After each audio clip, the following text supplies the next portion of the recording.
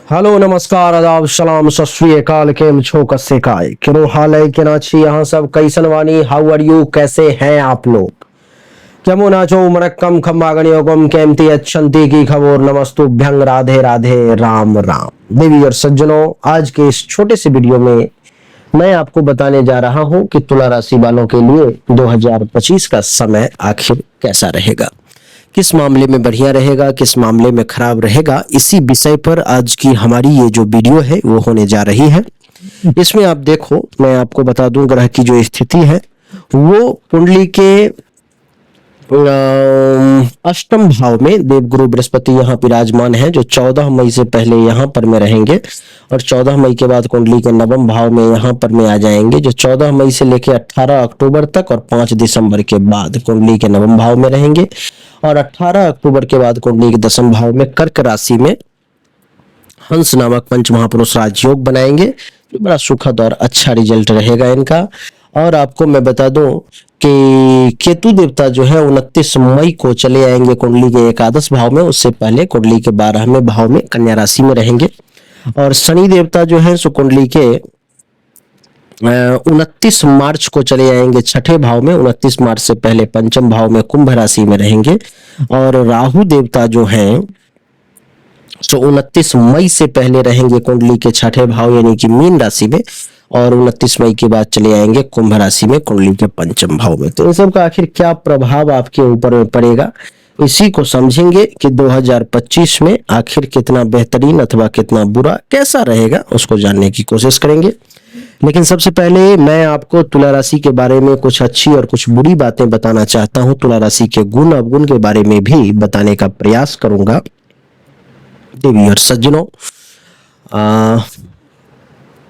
पहले अच्छी बातों को सुने, फिर बुरी बातों को सुनेंगे ताकि आप मुझसे कनेक्ट हो पाए, इसलिए बता रहा हूं। तुला राशि वालों का सबसे पहला जो सबसे अच्छा और सबसे पहला गुण होता है कि ये संतुलित होते हैं, हमेशा संतुलन में चलते हैं। हमेशा जो है सो ये आपको बता दूं मैं कि बैलेंस बना करके चलने की कोशिश करेंगे, हमेशा बैलेंस बना करके चलने की कोशिश करेंगे। और आपकी जानकारी के लिए बता दूं कि बैलेंस बना करके चलना यानी कोई गरीब है उसके साथ भी ऐसा व्यवहार नहीं करेंगे जिससे कि उसके साथ रिश्ता हमारा खराब हो जाए। कोई अमीर है उसके साथ भी ऐसा व्यवहार नहीं करेंगे कि उससे हमारा रिश्ता खराब हो जाए या वो मुझे बहुत निम्न दृष्टि से देखने लगे। पावरफुल हो या पावरलेस आदमी हो, किसी भी प्रकार का कोई भी व्यक्ति है, तो तुला राशि वालों का ये सबसे बढ़िया और सबसे बड़ा गुण होता है कि ये संतुलित होते हैं, बैलेंस बना करके चलते हैं। दूसरा कि ये राजनायिक होते हैं, इनमें एक लीडरशिप क्वालिटी होती है, एक कैसे जो है सो मेंटेन करना है, कैसे चलना है, इस बात को ये भली भांति जानते हैं। 10 लोगों के ऊपर में कैसे हैंडल करना है, कैसे एक अपना वर्चस्व बना करके रखना है, इस बात को तुला राशि वाले लोग जो है सो बहुत ही बेहतरीन तरीके से इस बात को वो समझते हैं। देवी और सज्जनों, इतना ही नहीं, आपकी सतर्कता इस समय में नहीं, आपकी सतर्कता जो है सो आजीवन हमेशा, ये तुला राशि वालों का गुण है ये कि हमेशा ये सतर्क रहते हैं। कोई व्यक्ति इनके साथ क्या करने वाला है, क्या नुकसान करने वाला है, इस बात को ये पहले भली भांति भांप लेते हैं, जान जाते हैं तुला राशि वाले। यानी कि किसी भी प्रकार के चीजों से आने वाले खतरा से पहले ही सतर्क हो जाते हैं, पहले ही सावधान हो जाते हैं। देवी और सज्जनों, आपके अंदर बड़ा आकर्षक गुण होता है तुला राशि वाले। कोई भी महिला या पुरुष आपके व्यक्तित्व को देख करके, आपके पर्सनालिटी को देख करके आकर्षित हो सकता है, आप आकर्षक हो सकते हैं। कुछ निगेटिव अगर बात करूं तो ये कहूंगा सबसे पहला कि तुला राशि के लोग थोड़े से लापरवाह होते हैं, लापरवाही इनके अंदर होती है। काम को जो तुरंत होना चाहिए, काम के प्रति जितना जिम्मेदार होना चाहिए उतना नहीं रहते, उसमें कुछ कमी देखने को मिलता है। ऐसा लगता है चलो ठीक है कर लूंगा, हो जाएगा, कर लूंगा, मेरा काम है, कभी भी कर लूंगा। इस प्रकार की लापरवाही से इनको नुकसान होता है जीवन में, पहला अवगुण। दूसरा अवगुण की दुविधा की स्थिति में हमेशा रहते हैं। इनको ऐसा लगता है कि मदद करने वक्त तो मदद कर देते हैं, लेकिन जब आपसे मदद लेने की बारी होगी तब तुला राशि वाले लोग इस बात को सोचेंगे, क्या करूं, कहूं ना कहूं, कैसा लगेगा, अच्छा लगेगा, बुरा लगेगा, इस प्रकार का सोचने लगते हैं, जो कि ठीक नहीं है इनके लिए। यानी कि मदद करने में कर देते हैं और जब लेने की बारी आती है तो दुविधा की स्थिति में आ जाते हैं। देवी और सज्जनों, आपकी जानकारी के लिए बता दूं कि थोड़े से अस्थिर भी होते हैं। एक जगह टिक करके काम करना, रुक करके काम करना थोड़ा सा मुश्किल होता है इनके लिए। और अगर आपके प्रति इन्होंने निष्ठा बना रखा है, आपके प्रति इन्होंने गहरी सोच बना रखी है, और आपने अगर थोड़ा सा भी 19-20 किया तो फिर इनका निष्ठा आपके तरफ से हिल जाएगा। इनके साथ आपने व्यवहार में कमी की, इनके साथ आपने मान सम्मान में कमी की, आपका बातचीत करने का तरीका बदला, तो ये निष्ठा से हिल जाते हैं। इनका निष्ठा फिर उस प्रकार का नहीं रह पाता है। और कभी कभी तो ये इतना स्वार्थ जो है आज के समय में सबके लिए कलयुग है ये, और स्वार्थ को ही, अपना स्वार्थ को ही सब लोग परम धर्म मानते हैं, तो कभी कभी स्वार्थी भी हो जाते हैं और अपने स्वार्थ को पूरा करने के लिए कुछ धूर्तता, कुछ चतुराई भी कर जाते हैं। देवी और सज्जनों, ये कुछ गुण अवगुण तुला राशि के बारे में है जो हमने आपको बताने की कोशिश की है। उम्मीद करता हूं कि आपको ये चीजें समझ में आई होंगी, आपने कनेक्ट किया होगा अपने आप को कि हाँ भाई ये सही है अथवा गलत है। इस बात को आपने भली भांति जो है सो समझ लिया होगा। तो यार सज्जनों, आपकी जानकारी के लिए बता दूं कि तुला राशि वाले के जीवन में अगर बहुत ज्यादा परेशानी आ रही है, बहुत ज्यादा परेशान रहते हैं, तो उन्हें चाहिए, एक रत्न होता है जिसका नाम है स्फटिक। स्फटिक नाम के रत्न को वो जरूर धारण करें। हमारे पास में होगा भी, मैं आपको दिखा देता हूँ वो रत्न। स्फटिक नाम के रत्न को जो है तुला राशि वाले लोग जरूर धारण करें। इससे चाहे आपकी मानसिक परेशानी हो, धन संपत्ति से परेशानी हो, वैवाहिक जीवन से संबंधित परेशानी हो, अथवा कर्ज हो, या दुश्मनों से परेशानी हो, या आमदनी ना मिल रहा हो, या विवाह ना हो रहा हो, ये सब परेशानी, ये जो रत्न है स्फटिक, आपको अगर दिखाई दे रहा हो कैमरा पर में, तो आपकी ज्यादातर परेशानी को ये खत्म कर देगा, ये सॉर्ट आउट कर देगा। इसको जरूर धारण करें। कीमत इसकी मात्र 5,000 रुपए है। 5,000 रुपए में आप इसको धारण कर सकते हो। आप चाहो तो सामने दिए गए व्हाट्सएप नंबर पे मैसेज करके आप इसे मंगवा सकते हो, आपको ये मिल सकता है। आइए अब चर्चा को आरंभ करते हैं और जानने की कोशिश करते हैं कि 2025 का समय आपके लिए कैसा रहेगा। 14 मई 2025 से पहले देवगुरु बृहस्पति आपके कुंडली के अष्टम भाव में है।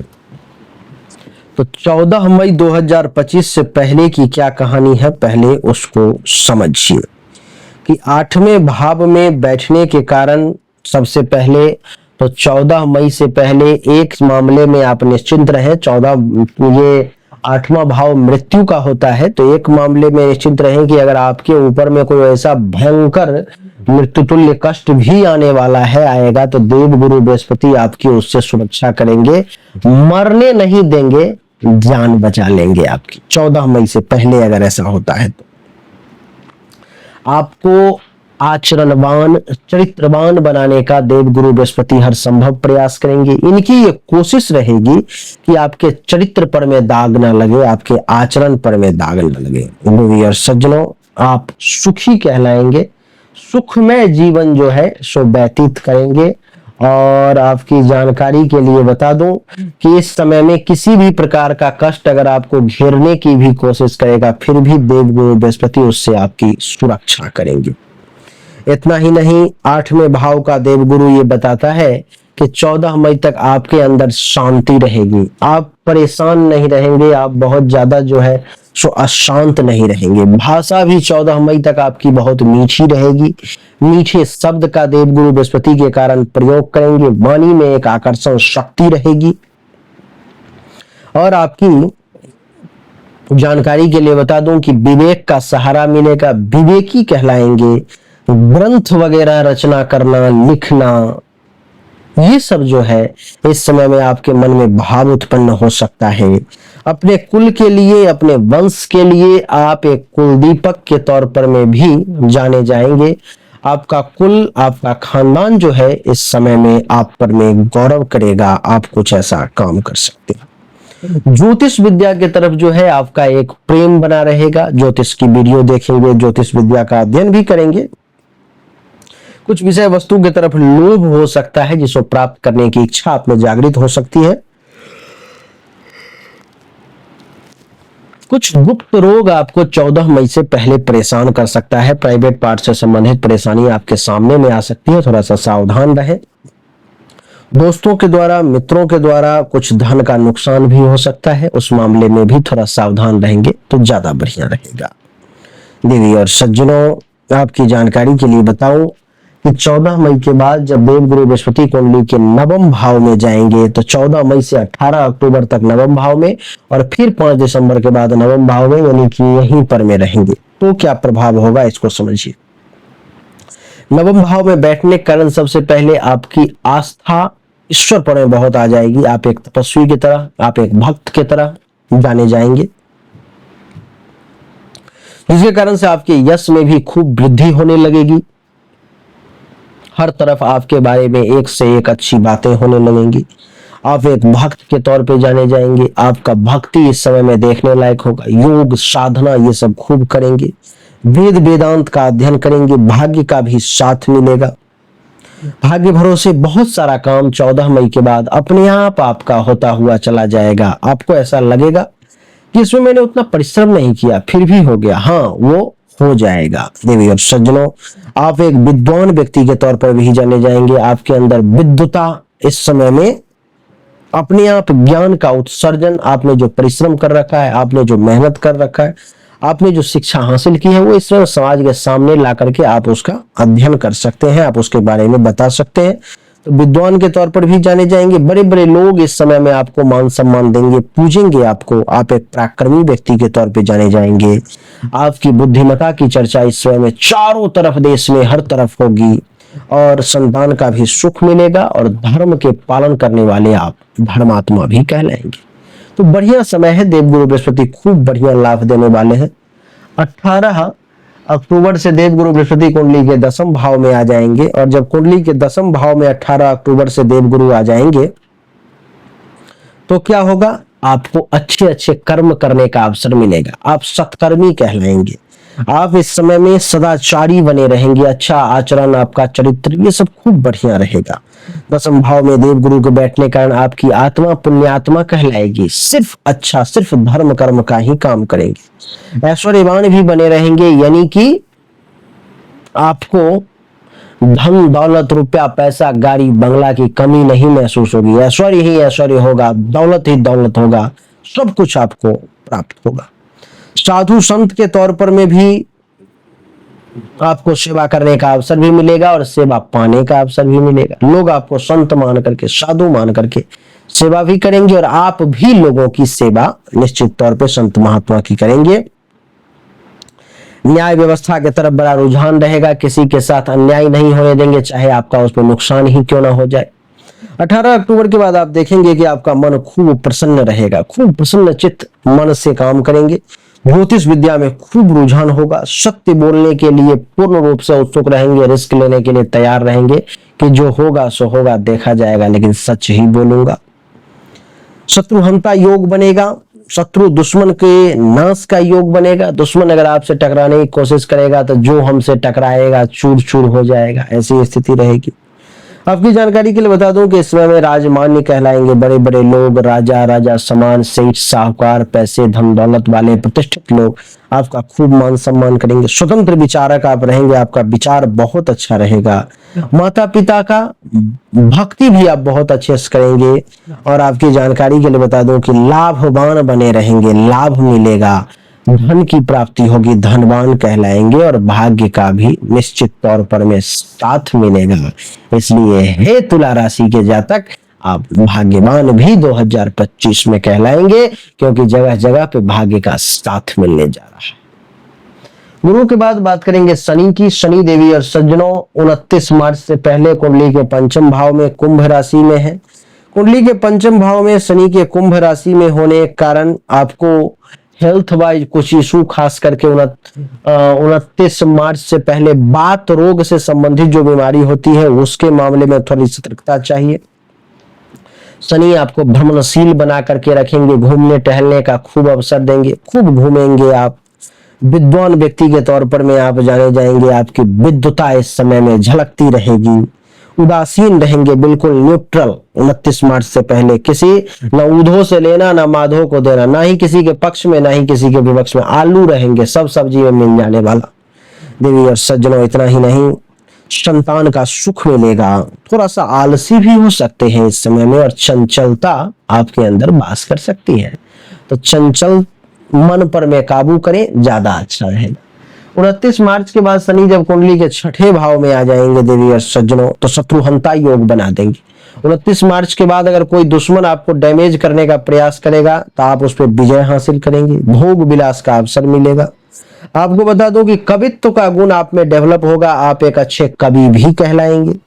योग करने का अवसर मिलेगा, योग, एक्सरसाइज, जिम, ये सब करने वाले लोग खूब मेहनत करेंगे। कंठ से संबंधित जिसको परेशानी है, ईएनटी की समस्या है, वो लोग थोड़ा सावधान रहें। जाति के विरोध में खुद ही बोल सकते हैं, या यूं कहूं तो जाति विरोधी व्यक्ति कहलाएंगे। शरीर में बल की कमी नहीं होगी, बलवान बने रहेंगे। और कुछ शनिदेव आपको 29 मार्च के बाद आपके चरित्र पर दाग लगाने का प्रयास करेंगे, तो सावधान हो जाए। शनि के बाद राहु की अगर बात करें तो राहु 29 मई से पहले कुंडली के छठे भाव में है देवी और सज्जनों। कुंडली के छठे भाव में बैठा हुआ राहु ये दर्शाता है कि आपको जो अपने धर्म के अलावा किसी दूसरे धर्म के लोग हैं, तुला राशि वाले, उनसे आपको लाभ मिलने के योग हैं। इतना ही नहीं, छठे भाव में बैठा हुआ राहु आपको हेल्थ वाइज इशू से मुक्त करेगा, निरोगी बनाने का प्रयास करेगा। छठे भाव में बैठा हुआ राहु जो है सो आपको शत्रुहंता योग, ये भी 29 मई से पहले ये भी योग बनाएगा। हाँ, कमर दर्द से कुछ परेशानी आपको हो सकती है, वैसे बड़ा बड़ा काम करने का अवसर आपको राहु भी देगा। 29 मई के बाद राहु कुंडली के पंचम भाव में कुंभ राशि में जब आ जाएगा, तो पांचवें भाव में बैठा हुआ राहु आपको 29 मई के बाद पेट से संबंधित कुछ परेशानी देने का प्रयास करेगा, धन से संबंधित कुछ नुकसान करवाने की कोशिश करेगा। अपने पूर्वज का जो पैसा है, धन है, उसको बर्बाद करने की कोशिश ना करें, बचा के रखें, आने वाले समय में काम आएगा। भाग्य का साथ जरूर मिलेगा, अच्छे अच्छे काम करने के अवसर भी मिलेंगे, और शास्त्रों की तरफ आपका रुझान जो है सो बना रहेगा। केतु की अगर बात करें तो केतु 29 मई से पहले कुंडली के 12वें भाव में है। 12वें भाव का केतु आपको भूत प्रेत में खूब विश्वास दिलवाएगा। 29 मई से पहले आप झाड़ फूक, भूत प्रेत, अविश्वासी जो चीजें होती हैं वो सब आप खुद भी करेंगे, और जनता को भी भरमाने का प्रयास करेंगे। 29 मई के बाद जब केतु कुंडली के छठे ये एकादश भाव में आ जाएगा, तो क्या करेगा, एकादश भाव में जैसे ही आएगा तो कोई भी अगर बड़ा से बड़ा संकट भी आपके ऊपर में आने वाला है, तो केतु उससे आपकी सुरक्षा जरूर करेगा 29 मई के बाद। तो देवी और सज्जनों, यही तुला राशि वालों के लिए 2025 का छोटा सा वीडियो था, जिसमें हमने आपको बताने की कोशिश की कि आखिर कैसा रहेगा 2025 का साल आपके लिए, किस मामले में बढ़िया रहेगा, किस मामले में खराब रहेगा, ये बताने का हमने आपको प्रयास किया है। उम्मीद करता हूं कि ये छोटा सा वीडियो जरूर पसंद आया होगा, अच्छा लगा होगा। वैसे पर्सनली अगर आप मुझसे जन्म कुंडली या हस्तरेखा की जांच करवाना चाहते हो, तो सामने दिए गए व्हाट्सएप नंबर पे आप मैसेज कर सकते हो, आपको सही और एक्यूरेट जानकारी प्राप्त हो जाएगी। आप सभी का एक बार फिर से बहुत बहुत धन्यवाद। Thank you so much. जय हिंद, वंदे मातरम, बोलिए राधे राधे, राम राम।